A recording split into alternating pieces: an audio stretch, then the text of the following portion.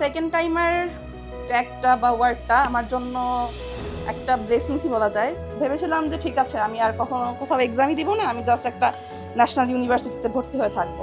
আসসালামু আলাইকুম and good afternoon to you all. আমি ওয়াজিহা খান অহনা, পড়াশোনা করছি Bangladesh University of Professionals and আমার ডিপার্টমেন্ট হচ্ছে mass communication and journalism. I এডুকেশনের সাথে যুক্ত হওয়া মূলত আমার একদম প্রথম থেকেই।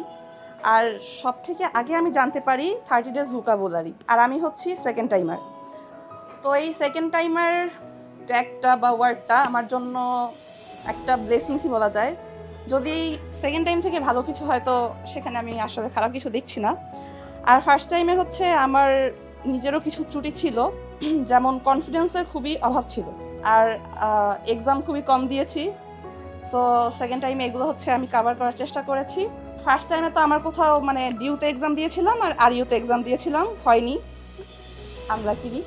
And I was so depressed and ভেবেছিলাম যে ঠিক আছে, আমি আর কখনো কোথাও এক্সামই দিব না, আমি জাস্ট একটা ন্যাশনাল ইউনিভার্সিটিতে ভর্তি হয়ে থাকবো। একটা সেকেন্ড টাইমার হিসাবে সবার তো সকল টন্ট তো থাকি।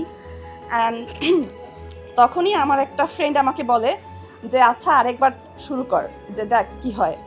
আমাদের সেকেন্ড টাইমের অপটিমিস্টিক ব্যাচ যেটা ছিল ততদিনে ওটা লঞ্চ হয়ে গিয়েছিল। অ্যান্ড আমি এনরোল করি, ক্লাস করি, পরীক্ষা দিই, আলহামদুলিল্লাহ আমার স্বপ্ন আমি পূরণ করতে পারি। অ্যান্ড বিউপিকে যখন আমি প্রথমবার দেখি, একটা ছবি দেখেছিলাম ভার্সিটির, মনপুরা লেক ভার্সিটি। তো আমি মনে মনে ভেবেছিলাম এই ভার্সিটি যদি একটু হতো আমার। অ্যান্ড লাকিলি আলহামদুলিল্লাহ আমি আমার স্বপ্নকে ছুঁয়ে দেখতে পেরেছি।